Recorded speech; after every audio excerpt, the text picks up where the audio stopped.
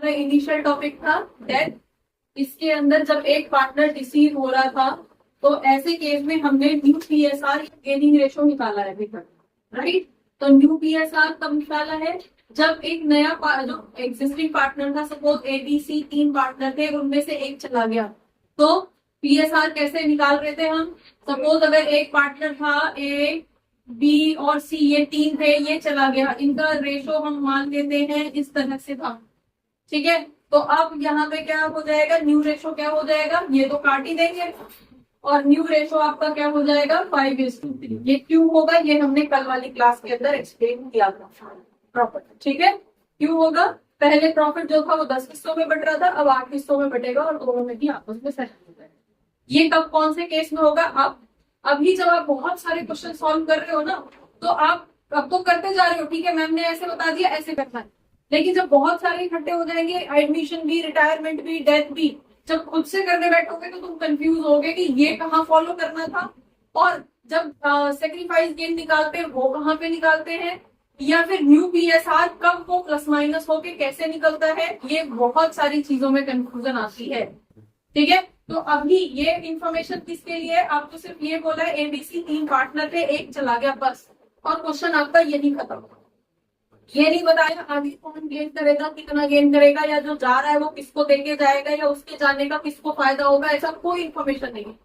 Simple statement था, 3 partner थे, 3-4, कोई भी, हम 3 का एग्जाम्पल लेके चल रहे हैं, उनमें से एक चला गया, खत्म। तो हमारा क्वेश्चन का जो न्यू पीएसआर निकलेगा वो ऐसे निकलेगा, ठीक है। ये ओल्ड पीएसआर था, ये न्यू पीएसआर था। अब अगर गेनिंग निकालनी है तो गेन के लिए आप क्या फॉर्मूला यूज करते हो? गेनिंग रेशो इक्वल्स टू, आपके पास क्या बता दो, new PSR minus old PSR. यहां से गेनिंग निकाल दो, किसका कितना गेन किया, राइट। अब नेक्स्ट पॉइंट आता है कि 3 पार्टनर थे और 3 में से एक जा रहा है, और अब जो पुराने वाले पार्टनर्स हैं, जो रिमेनिंग पार्टनर है, जो बचे हुए 2 पार्टनर हैं, ए और बी, वो उस मतलब उनको वो बराबर बराबर देके जा रहे हैं। दोनों पार्टनर्स को इक्वली प्रॉफिट होगा, या उसके शेयर को वो आपस में इक्वल बांट लेंगे।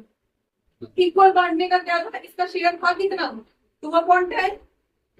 2/10 था ना? हाँ जी, समझ में आया? 10 कहां से आया? 2/10 था, तो 2/10 का आधा एक ले लेगा और 2/10 का आधा दूसरा ले लेगा, ये था। तो दूसरा केस हमारे पास कहाँ पे आ गया कि अब ए का और बी का क्या रेशो रहेगा? जो इनका पहले था, सपोज पहले कितना था? 5/10 था, उसमें कितना 2 कितना था? 2/20। 2/20 कहां से आया? इसका शेयर कितना था? 2/10 था, उसका आधा, आधा इसको मिलेगा, तो प्लस करके निकलेगा न्यू पीएसआर, क्लियर है? ठीक है। और बी का क्या निकलेगा? बी का पहले 3/10 था, उसमें 2/20 उसका मिल गया, वो देके चला गया। तो न्यू पीएसआर अब ऐसे निकलेगा, पहले कैसे निकला था?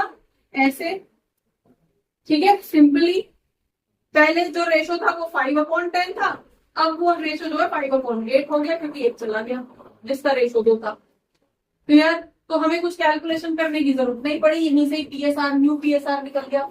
लेकिन अगर आपसे क्वेश्चन में बोला जा रहा है कि एक पार्टनर जा रहा है और वो दोनों को, बचे हुए दोनों पार्टनर्स को आधा आधा देके जा रहा है, अपने शेयर का आधा, तो पहले आप निकालोगे अपने शेयर का आधा होगा कितना, उसके बाद यहाँ पे ऐड होगा, तब जाके इनका न्यू पीएसआर निकलेगा, क्लियर है भाई? ठीक है।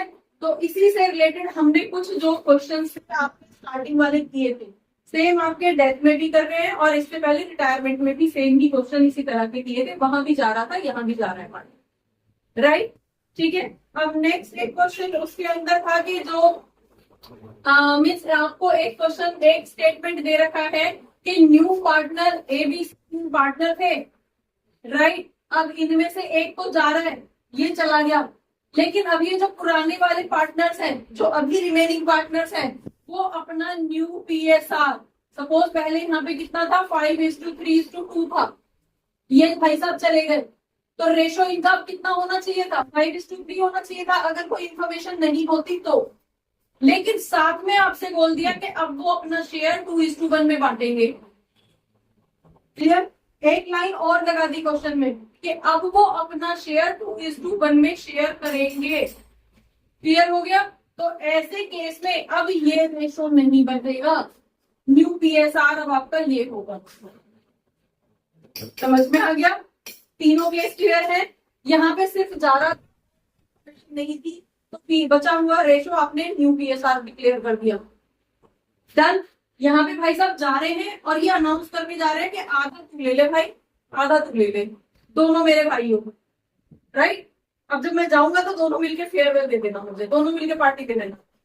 राइट? समझ में आ गया? फेयर है। तो यहाँ पे इस तरह से दोनों के शेयर में ऐड हो जाएगा, सी का आधा शेयर दोनों के शेयर में ऐड हो जाएगा। क्लियर हो गया? ठीक है। तो न्यू पीएसआर फिर इस तरह से निकलेगा। डन। यही तीसरा केस आ गया कि नया पार्टनर, एक पार्टनर जा रहा है और अब वो मतलब एक तो चला गया और बचे हुए जो पार्टनर है वो अपना न्यू पीएसआर इस रेशो में रखेंगे। कोई भी रेशो हो सकता है, नया रेशो दे दिया गया है। तो न्यू रेशो का मतलब है यहाँ पे कितना हो गया 2/3 1/3। तो यहाँ पे न्यू रेशो दे दिया है। आपसे पूछा जाएगा गेनिंग या सेक्रीफाइस। तो मेनली यहाँ पे हम रिटायरमेंट कर रहे हैं, डेथ कर रहे हैं, तो यहाँ पे गेनिंग रेशियो आपसे पूछे। तो इस तरह के कुछ डिफरेंट केसेस आपको पता होने चाहिए जिसके बेस पे आप आगे कैलकुलेट कर पाओगे। नहीं तो कंफ्यूज रहोगे कि कहाँ पे ऐसे निकालना है न्यू पीएसआर, कहाँ पे ऐसे हो जाता है, कहाँ पे किस तरह से निकाल दिया। समझ में आ गया? क्लियर है? ठीक है। चलो अब नेक्स्ट क्वेश्चन करें।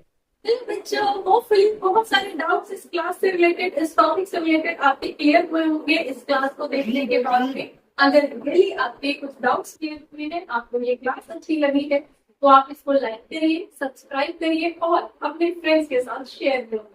Thank you for watching. Keep watching, don't forget to share, keep sharing. Thank you.